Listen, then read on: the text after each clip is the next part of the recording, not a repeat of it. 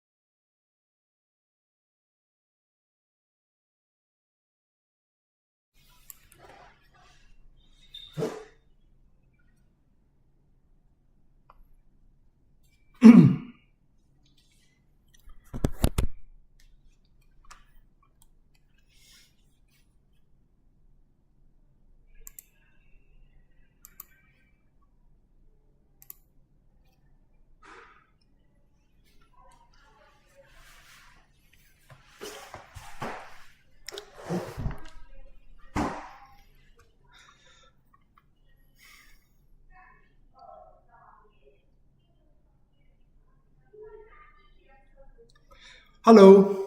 Yep. I can see we have 5 participants in the chat room for now. We're still going to start in 3 minutes. We're going to start at 7 o'clock. Can I just check my volume? Can everyone hear me? If you can hear me, you can type a 1 in the chat, or you can just type something like, yes, we can hear you, Teacher Cedric.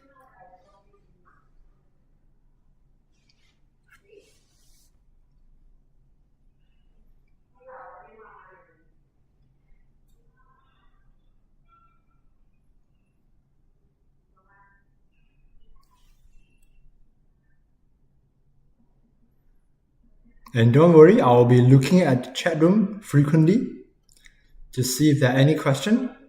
But yeah, for now, can everyone hear my voice?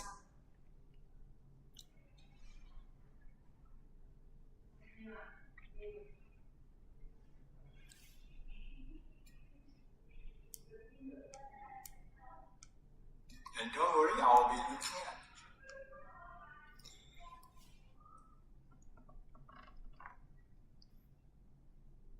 And there's also a slight latency between my side and your side. So sometimes when you see that when I pause, it's actually for me to waiting for your inputs. You don't have to worry about that. So I believe the volume is quite alright. And in case the volume is too loud or the volume is too low, you can let me know in the chat throughout this session. Okay, you don't have to worry about interrupting me. If you have any question, just speak up in the chat. That's the advantage of having a webinar, right? You don't have to worry about disturbing this session. You can just type your questions in the chat, and then I'll be paying attention to the chat room. We still have 1 more minute before we're going to start.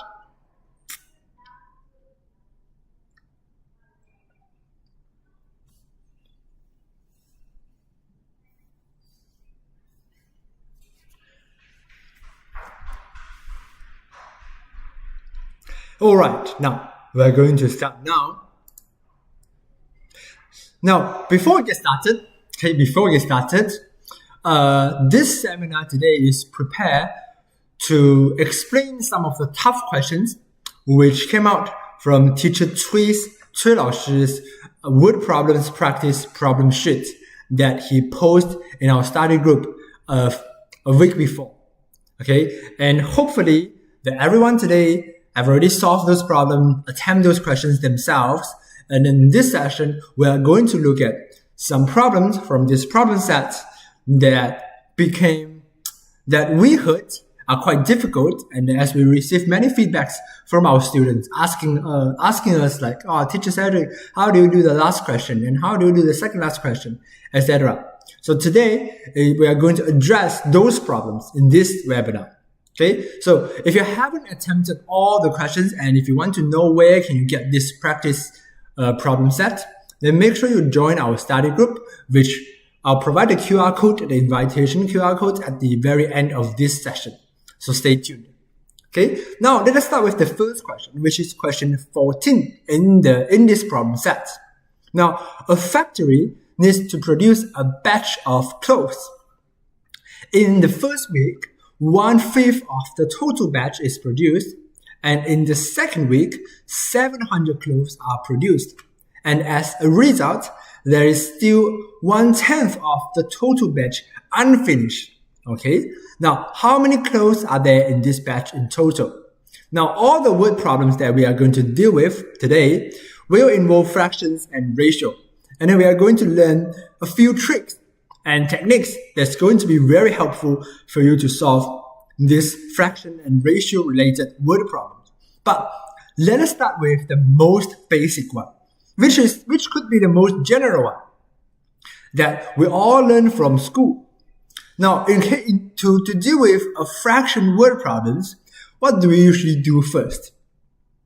Does anyone have any suggestion? Feel free to type it out in the chat.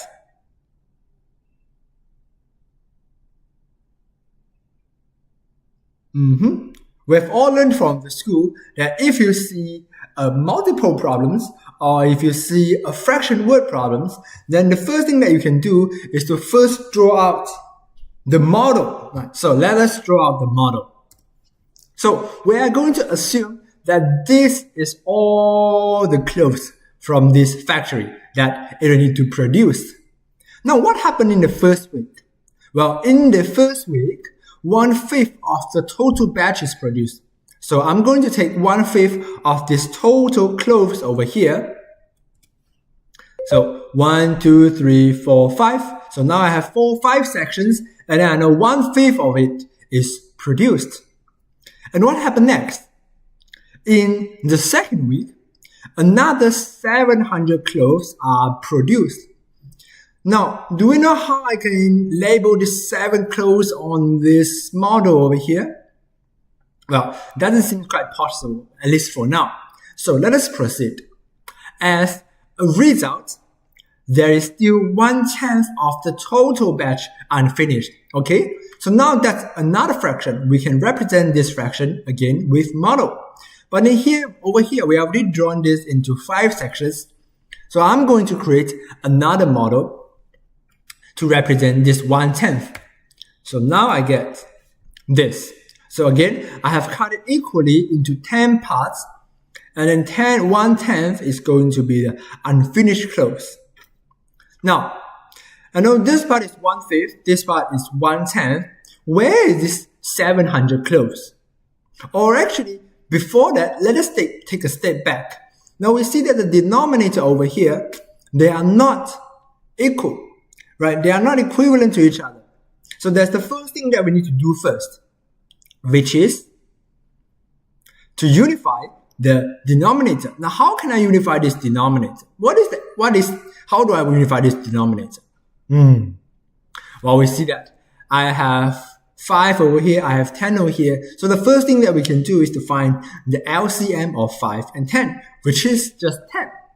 So this means that I can split them equally into 10 parts. For example, if I divide each section over here into 2 parts, then I'll also get 10 parts over here.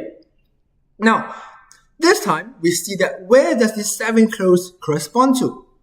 These 7 clothes are going to correspond to this middle 1, 2, 3, 4, 5, 6, 7. 7 parts in the middle over here. Again, this is the 1/5 that we have produced. This is the 1/10 that is left unfinished. So this remaining part at the middle must be the 700 clothes that are produced.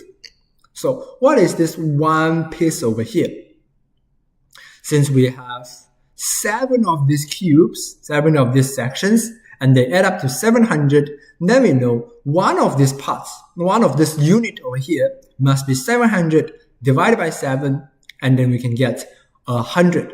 So that means one of this is 100. Then how do I find the total clothes of this batch? Well, I have 1, 2, 3, 4, 5, 6, 7, 8, 9, 10. I have 10 parts in total. And then if I know one part is 100, then I can simply take 100 times 10. So that's going to give me 1,000. So this shows us that how many clothes are there in total in this batch? The answer is 1,000. So this is the technique 1 that we are going to learn today, which is a revision, because I believe most of you guys are very familiar with drawing models. So this is the first question we solved by drawing the model. Now, before I introduce the second technique that we are going to learn today, which could be quite new to some of you if you have never learned about this technique before, let me give you a few examples. Now, starting with the first example. Now, Teacher John's monthly salary is $500. And if he spends 2/5 of his salary on foods. How much did he spend on food every month? Now, how do I find out? How do I do this? Let's see. First, I can take 500 and then divided it equally into 5 parts. That's how fractions work. And then I know I'm going to take 2 parts out of these 5 parts to find the exact amount that he spent on the food every month. Or we can actually do this in one step. We can take 500 times 2/5, and that's going to give me 100 times 2, 200. So just by simply doing this, taking the total multiplied with the fraction, we can get the parts that correspond to this fraction, which is 200. Now, in this process, let me quickly recap. We take the total number of the salary, multiply with the fraction, which is 2/5, to get the parts. This is how we solve this problem. But what if the question asks this another way around? What if the question asks us to find the total, and then we do know the parts and the fraction? Now, is it possible to find the total if we know the information about the fraction and then the parts? Well, we can actually do this just another way around. Now, I know total times fraction equals part, which also means that if I take part divided by fraction, then I'm going to get the total. Now, how can I apply this? In what kind of scenario this is going to become useful? Let's check. Here's another question. Okay. Now, teacher Wang spent 2/3 of her salary on foods every month. Now, given that she spent 120 on foods, so now we know the exact amount of the money he spent on foods. Now, this is not the total of the total salary. What is her monthly salary? So now you can see that this is the opposite of the previous question. We know the fraction of the salary that he spent on food, and then the exact amount, the part of this correspond to the fraction that he spent on food. Now we are trying to find the total. So the opposite way around. Let me apply what we have just learned previously.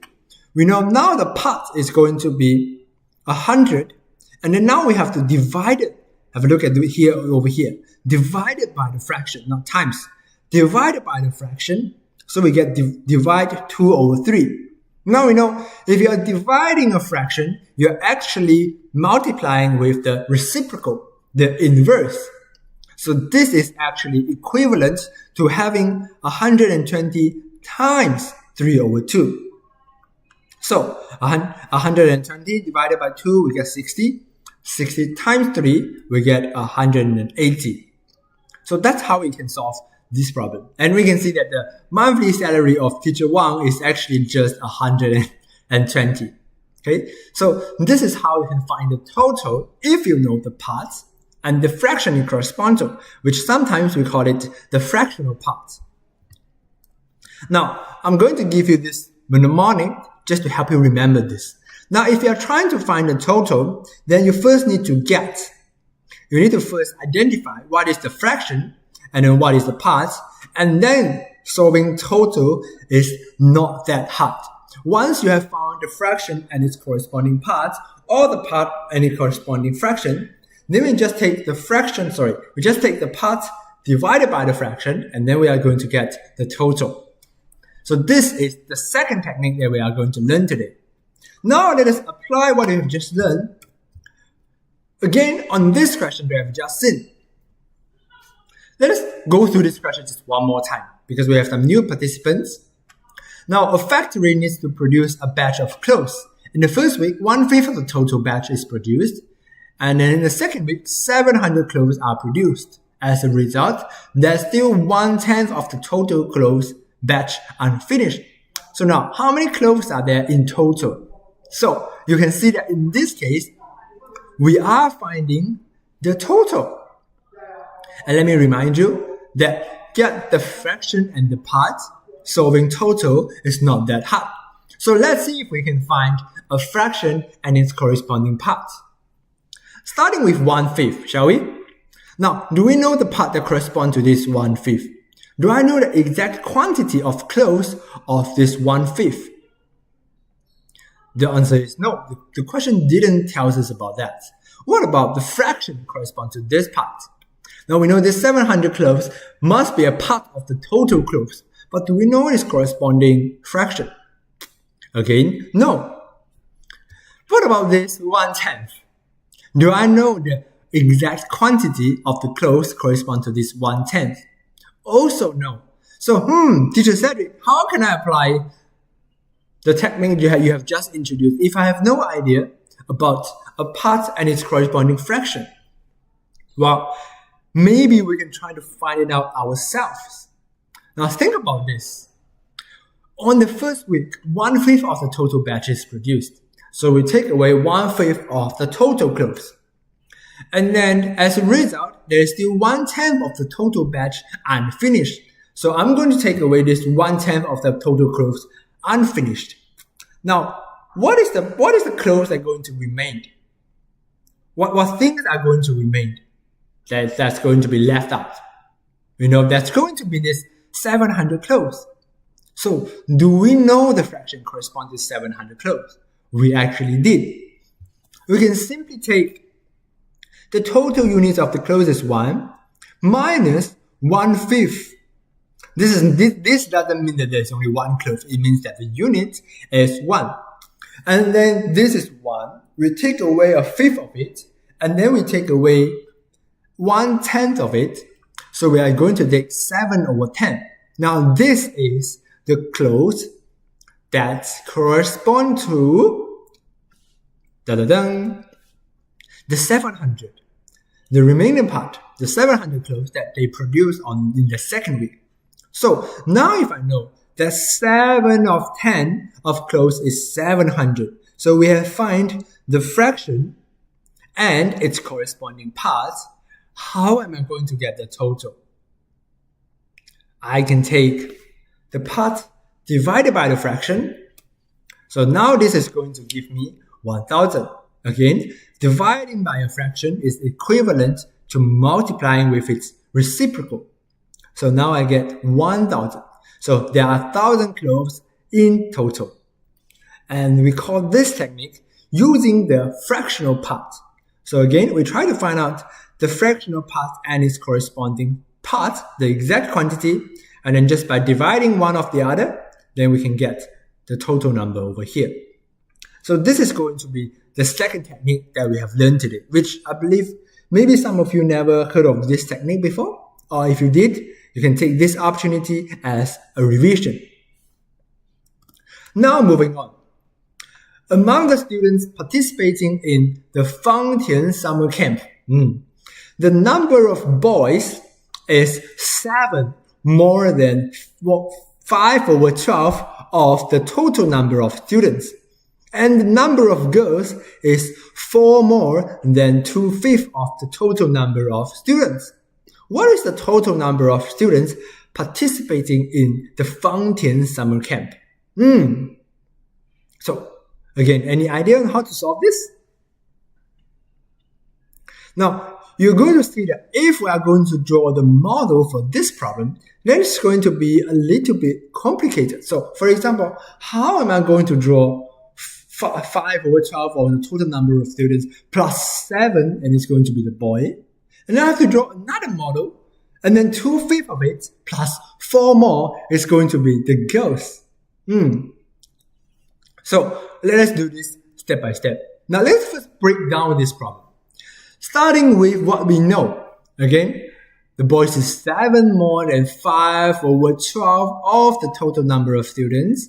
And then 2/5 of the total number of students. So first we can see that if this is the total number of students, it can be divided into 5/12, 12 equal parts, or it can be divided into, over here, 5 equal parts. Now again, we doesn't like the denominator to not be the same answer, because that's going to confuse us. Somehow it can be divided into 12, and somehow it's going to be divided by 5. So how can I deal with this problem? Yes, let me just move my camera just by a little bit. So now I believe you can now see the questions. Thanks for the reminder. Now, where was I? Okay, yes. So now the denominator are not the same, but we doesn't like to have denominator with different numbers. So let us find the LCM. Let's try to unify the denominator. 1 is 5, 1 is 12. How can I unify the denominator? We can find the LCM of 5 and 12, which is going to be 60. So now, even though that we do not know what is the exact quantity, what is the exact number of the total students, at least we can know that there are going to be 60 units of the total students. Because this is 12, this is 5. The LCM is 60. No. Well, we are so close in solving this problem. Now, the total unit is 60 units. So, what is the number of boys? I will give you some time. Okay? Again, the total unit is 60 units. And then the number of boys is 7 more than 5 over 12 of the total number of students. So what is the number of boys? Can you figure this out?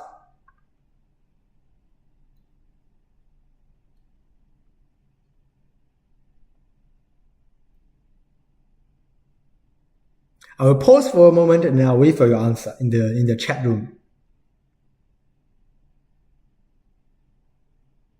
So now I already know the total units of students is 60 units by finding the LCM of 12 and 5. And then on top of that, I also know that the number of boys is 7 more than 5 over 12 of the total number of students. So what is the number of boys? Can you type your answer in the chat?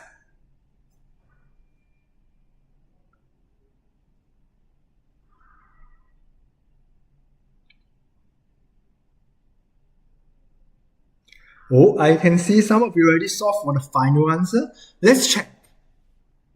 Now, we know the number of boys is 7 more than this fraction of total number. So first, let us figure out what is the student numbers that is a fraction of this.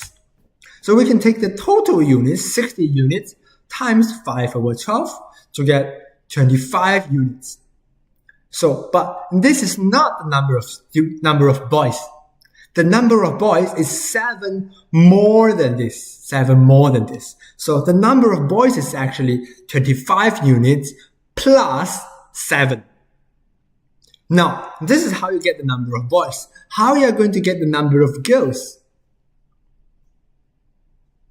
Again, the number of girls is 4 more than 2 over 5 of the total number of students. So let us first figure out what is the total number of students. That is 60 units. But what about 2/5 of it? That's going to be 24 units. And since the number of girls is 4 more than this, so we know the number of girls is 24 units plus 4. Now. Have a look at this. We have 25 units over here. We have 24 units over here.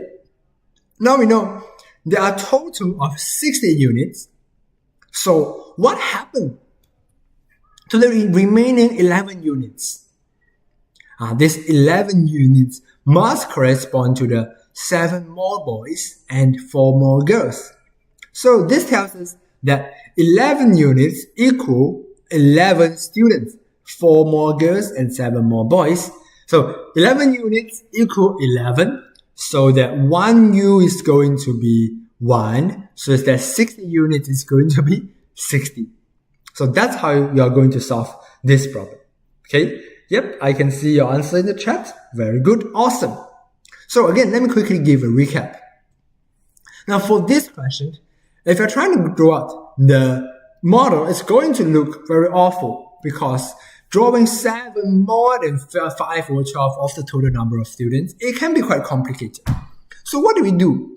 We find the total units by unifying the denominator, and then from there, I express the number of boys and the number of girls using the units. And then from there, I can see that what are the remaining units, which is 11U, So these 11 units correspond to 11 students. I get 1 unit, 1 student, so 60 units. There are going to be 60 students. So that's how you're going to solve this problem.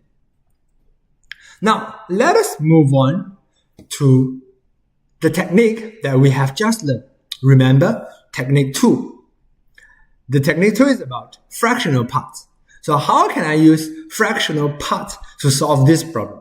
You can see that this is only going to take us 2 steps. First, again, let us assume that the total number of students is 1 unit, because 5 over 12 and 2 over 5. Now, if I take away 5 over 12 of the total students, and then I take away 2/5 of the total students, I'm going to get some students remain, which is going to be 11 over 60. So imagine that this is the total number of students. I take away 5 over 12 of the students. I take away 2 over 5 of the students. I'm going to get the middle part. And we know the boys is 7 more and the girls is 4 more. So this middle part, which is 11 over 60, must correspond to the 4 girls and the 7 boys. And again, so we find the part and its corresponding fractional part. We find the fractional part and its corresponding fraction. So again, if you can get the fraction and the part, they must be corresponding to each other. We can simply take the part divided by the fraction, and then we are going to get the total numbers. So again, we can find the answer is indeed 60. But this time, we only take 2 steps. So again, this is the technique called fractional parts. And to apply this fractional part, you will have to find a fraction and its corresponding parts. So that's going to be question 18. Now let us move on to question 20. I will give you guys 2 minutes to attempt this question, try to apply what we have learned, and then we are going to discuss it together. And the time starts now. If you have already solved for this question, you have already found the answer, you can just tell me the answer in the chat.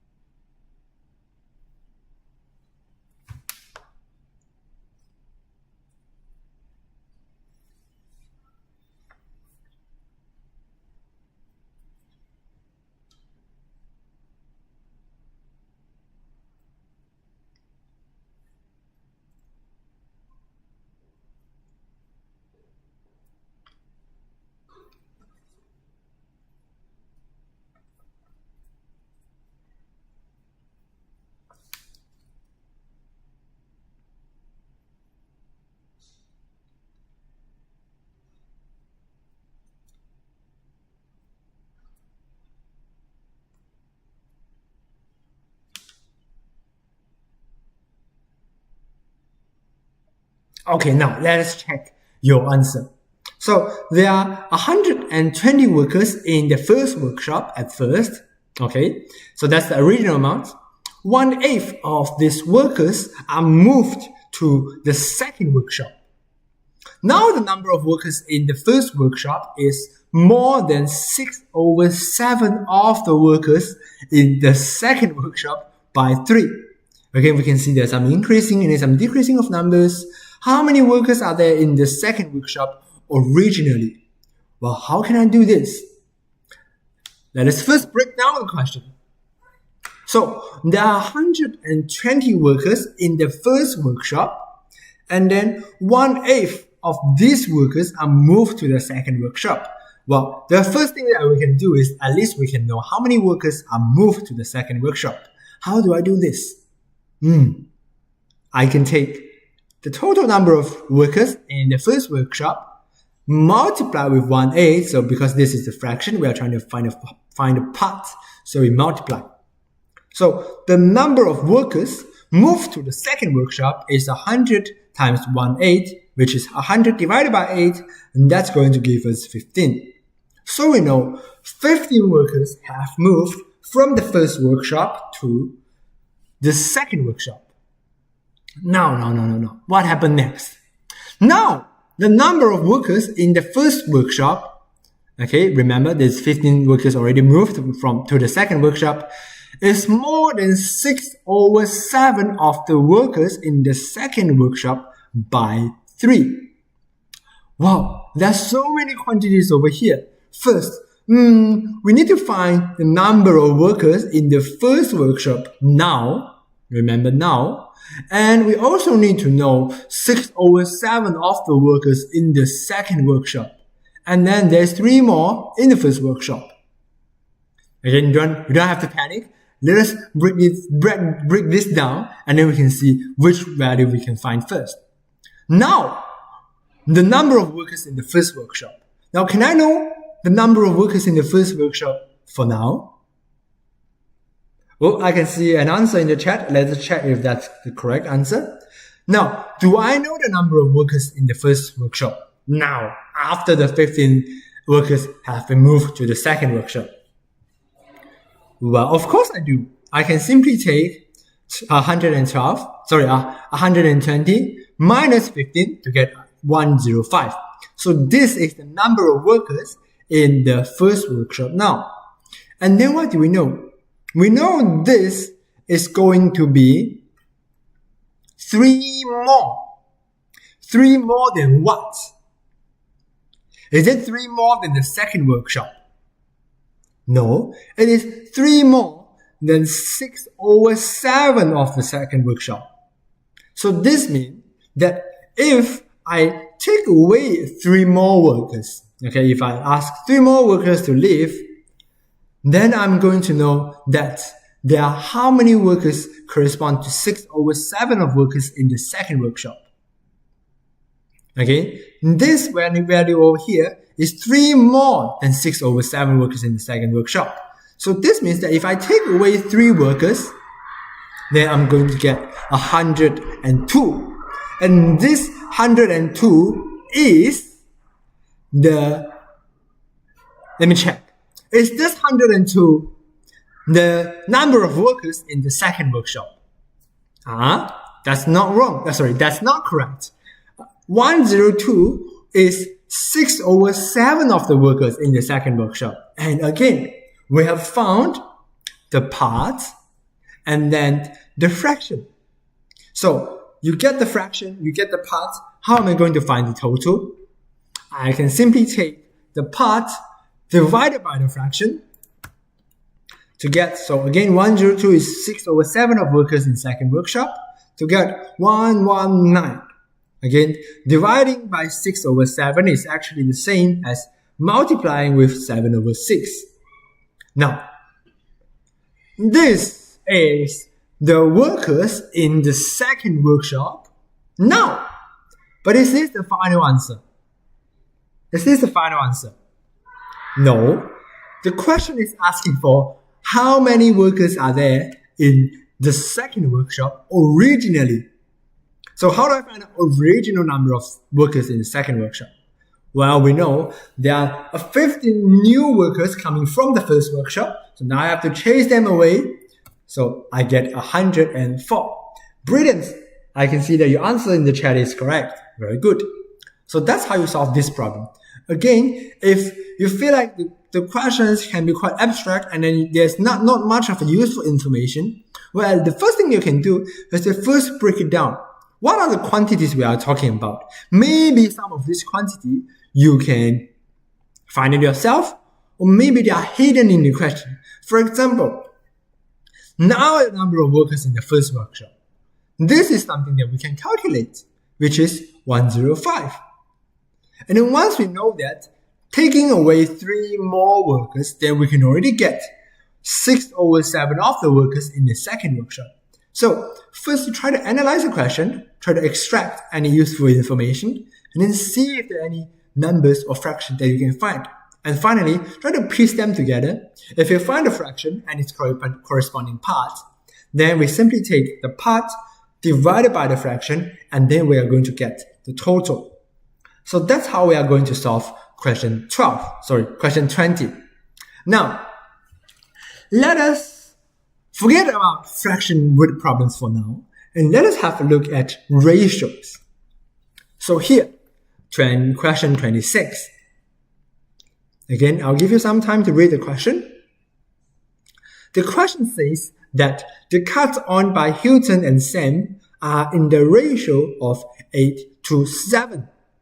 Now, if Hilton gives 4 cuts to Sam, the new ratio is 18:17 between Hilton and Sam. So the ratio changes. Wow.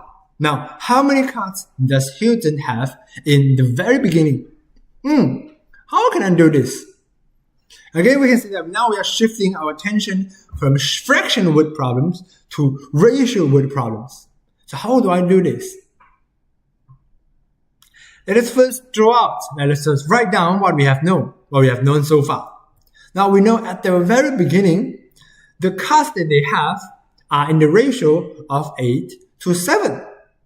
Now, if Hilton gives 4 cuts to Sam, then the new ratio becomes 18:17. So, how do I know what does this 4 cuts correspond to? First, let's see. Now, the cuts owned by Hilton and Sam are in the ratio of 8:7. So does it mean that Hilton has 8 cuts and then Sam has 7 cuts? Well, that's not quite right. This is ratio. So it means the number of cuts that Hilton has is 8 units, and then the Sam has is 7 units. And they are in the ratio of 8:7. Doesn't necessarily mean that they have 8 and 7 cuts. And similarly, after Hilton gave Sam for 4 cuts, then now it becomes 18 units and 17 units. But now you see that, are these the same units? Are they the same units? No. Why? Because he only gave him 4 cuts. How can it suddenly become 17? So we see that the units over here and the units over here, they doesn't match. If the units of the ratio doesn't match, then there's nothing that we can do. So our first job over here, our first task is going to be, how can I unify the units? Unify the units. So now we are talking about the same thing, the same stuff. How can I unify the units? Well, let me show you a very cool trick. Now, in order to unify the units, we have to find a constant quantity, which is a quantity that remains constant throughout the entire process. So let's see. Can someone tell me what is the constant quantity in this problem?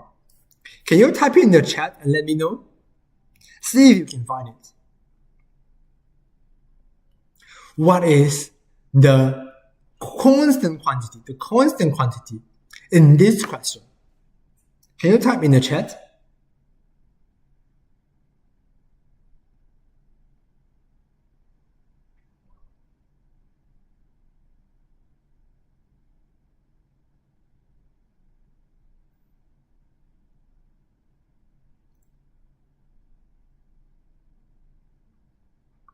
Very good. Nice. I can see I got one correct answer. The total, right? Because doesn't matter how many cuts Hilton gives to Sam, and then Sam is going to receive it. The total number that they have is never going to change.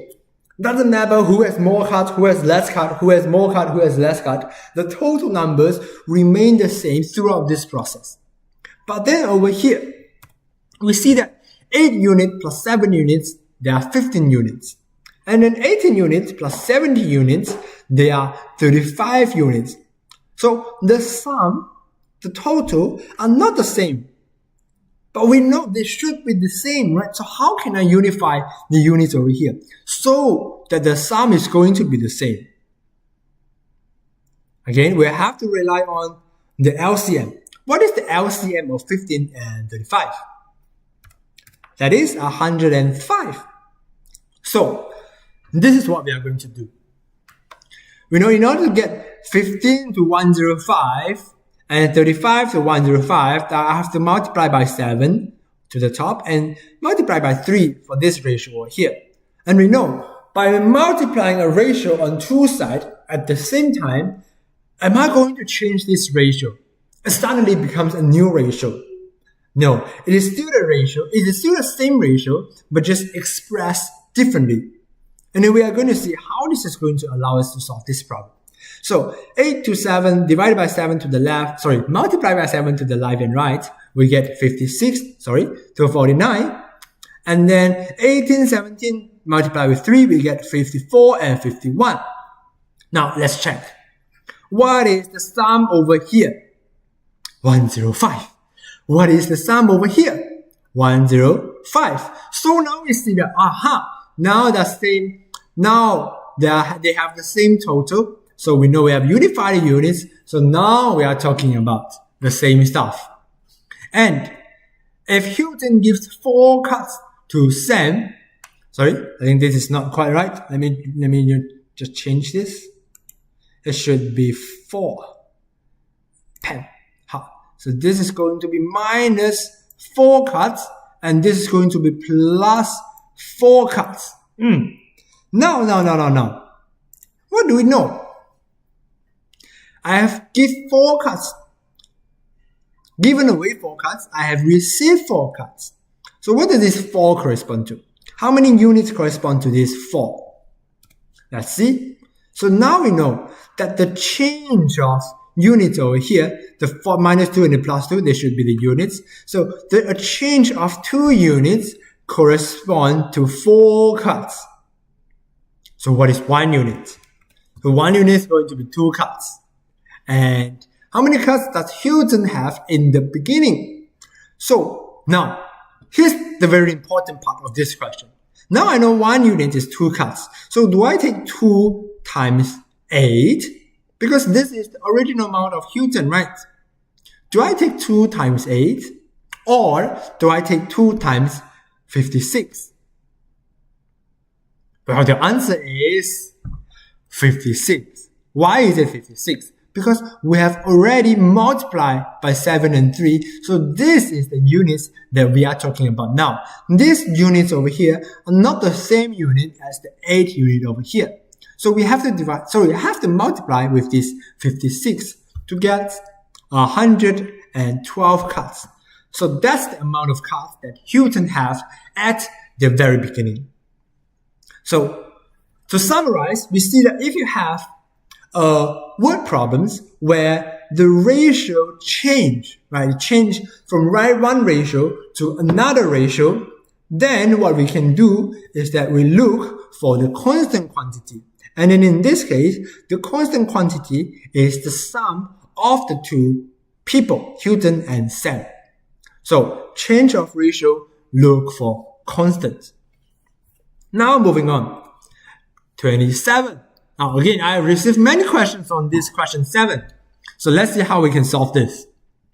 The balls in box A and box B are in the ratio of 4 to 3. Now 4 balls are added into box A. And the balls in box A and box B are in a new ratio. So new ratio. What do we have to do? And then finally, how many balls are there in box B? So again, let me first write down what we know. We know at the very beginning, we have the ratio 4 to 3. And then it becomes 3 to 2. So again, we see that the ratio changes. Now, when the ratio changes, what do we look for? We look for the constant quantity. Now, can someone tell me what is the constant quantity in this question? Can you type in the chat room so that I know? What is the constant quantity in this problem?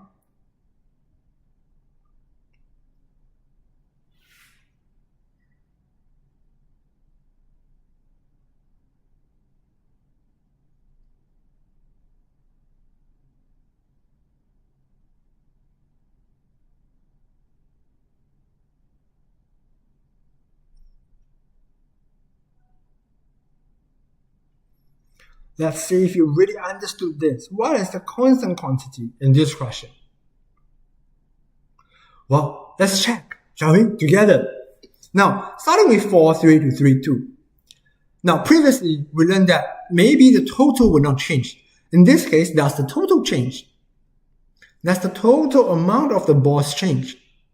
Yes, it is, because now 4 balls are added into box A from outside world, not between A and B. So of course the total is going to change. But if the total is now changing, then what is going to be the constant quantity? Let's do this step by step. We know the total is already changing. Now let's see, we have 2 boxes. Starting with box A, does the number of balls in box A changed? Yes, it did. 4 more balls are added. What about B? Does B change? Does B change? No. Because we see that there's only 4 balls added into box A, but then the number of balls in box B stay the same. So again, we can see that now we are not talking about the same units. Now, in order to turn them into the same units, we will have to unify something. And to unify this thing, we have to make sure that the constant quantity holds. And in this case, we have to unify such that the number of units of box B be the same. So I can multiply the first ratio by 2 and the second ratio by 3. So that now I get 8 to 6 and then 3 to 6. So now we know that the units over here and the units over here, they are the same units. We are talking about the same units because this is 6 units, this is also 6 units. The number of balls in box B never changed. And so why did this 8 suddenly become 9? So I have 8 units previously for A, and it suddenly becomes 9 units. How come this happened? Well, that is because 4 balls are added into box A. So, plus 4 over here. So we see that this change of 1 unit corresponds to 4 balls. So 1 unit is 4 balls. Then how many balls are there in box B? 6 units times 4, we get 24. So that's how you solve question 27. And in this case, we see that if the ratio changes, then we look for constant quantity. But then the constant quantity are not only restricted to the total or the sum. It could also be the number or the quantity of a certain individual people, or in this case, the box. So the constant quantity for this question is box B. And that's how we unify the units and solve this problem.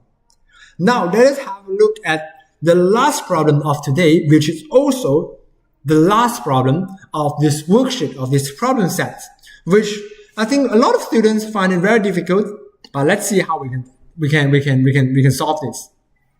So now, the candies owned by Sandy and Sue are in the ratio 9 to 5. If they each receive 13 more candies, the new ratio is 29 to 19. Again, we see that the ratio did change in this one. Between the candies owned by Sandy and Sue. Now, how many candies does Sandy have in the beginning?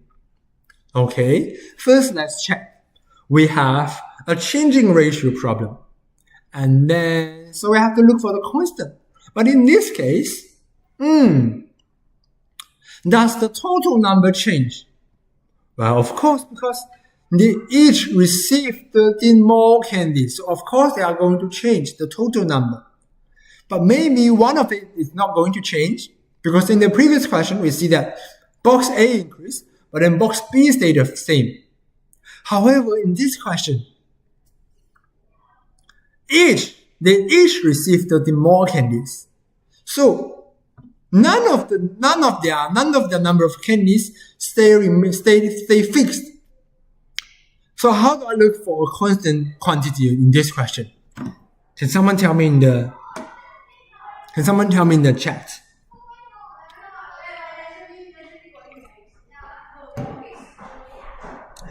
Very good. I can see the answer in the chat. Some students suggest constant difference. Very good, because imagine this. if this is the candies of Sandy and this is the candy of Sue, we know that one of them is going to be having more candies, right? And then this is going to be their difference. Now, if they each receive 30 more candies, so it goes up at the same rate, during this process, does the difference is going to change? No, the difference stays the same. So we can see that it doesn't matter how many candies they each receive, as long as they are the same, the difference is never going to change. So that's our breaking point of this problem. Starting with the ratio 9:5, okay, they become a new ratio 29 and 19. No. Let us check their difference. 9 minus 5 is 4. So we know the difference is 4 units. 29 minus 19, we see that the difference is 10 units. So they are not the same. One is 4 units of difference, one is 10 units of difference. But we know they must be the same. So how can I unify the units? Again, I'm going to find the LCM. And in this case, the LCM is 20.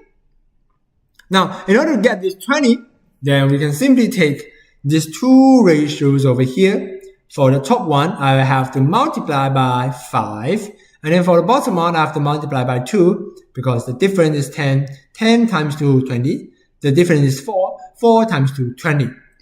And after I do this, I'm going to get a new set of ratio, which is going to be 45 and 25, 58 and 38. Now, let us check.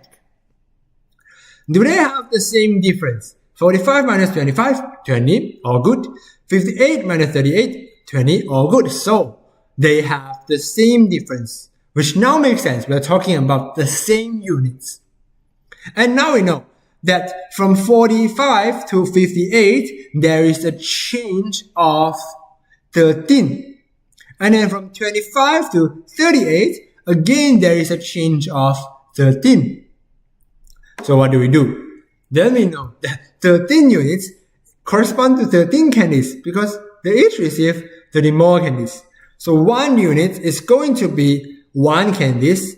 So now we are looking at what Sandy had at the very beginning, which is going to be this 45 over here. Remember, not this 9 because we have already changed the units over here. So now they are the same. So these units over here and then the units we are talking about over here, they are not the same units. So we cannot use this. We have to use this.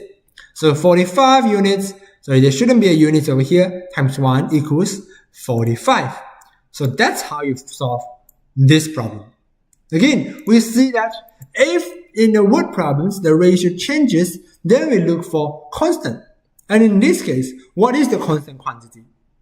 The constant quantity is going to be the difference. Very good. I can see another answers in the chat. Thank you. Now, let us quickly recap. First of all, we learned that to solve a fraction word problems, we can apply the model drawing technique. We draw the model, label them properly, and then we can see which part corresponds to what number. And that's going to help us solve fraction problems. And then after that, we learn another technique which also helps us to deal with fraction word problems. And that is, if you know the part and if you know the fraction that correspond to the part, then in order to find total, then we just take the part divided by the fraction and then we get the total. And remember the mnemonic, it's get the fraction and the part. Solving total is not that hard. Remember that. So that's the second technique. And then the third technique that we are going to learn for today is this one. If you have a word problems and then the ratio, they change. Now, we know that during this process, the units are also going to change. So in order to unify the units, so we know how to solve it, we have to look for a constant quantity. And what quantity could be the constant quantity? First, the total number. If I give you something or you give me something, then it doesn't matter how we exchange internally, then the total numbers are never going to change. And then what's the second constant that could be the same? That could be one of the individuals. For example, if you receive candy, but I didn't, so I know my number of candies are going to be a constant. So we can use that to unify the units. And then the third concept that we have learned is difference. If we receive the same amount of candies, then our difference is never going to change. That could also be one of the constant quantity that can be very useful. So that's going to help us solve all the word problems with changing ratio. So you don't have to be afraid of them starting from today. Now, we are going to have a PSLE mock test on both paper 1 and paper 2 at our campus. And this is the location. Let me circle it out for you. Wait, I forget my pen. So this is our location. And then this is the date and time. So if you do want to sit in for this PSLE mock test, make sure you join our WhatsApp study group, and then you can download our app, and then you can register this for free. And then concurrently happening with this mock test, PSLE mock test, is going to be a seminar. This part over here. Now this seminar is the speaker of this seminar is our principal Cao老师. Is going to talk about how you can have a smooth transition from P6 study to secondary school study. Because we know there's a huge difference when it comes to secondary school math and then just learning in general. So we are going to go through like how are the O-level and A-levels are going to change, and then what are the characteristics of secondary school learning and what is different from primary school learning.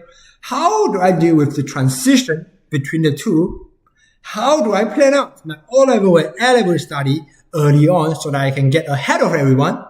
And then finally, there's also math competition in secondary school, like the SMO. Now, am I suitable for the SMO? What are going to be tested in the SMO? We are going to go through all this in this seminar, which is also happening in parallel to this PSLE mock test. So if you'd like to learn more about this PSLE mock test as well as the seminar, or if you want to get the worksheets that we have just discussed, all the 30 questions, make sure you join our WhatsApp study group. Okay? I'm Teacher Cedric, and I'll see you soon. Bye-bye.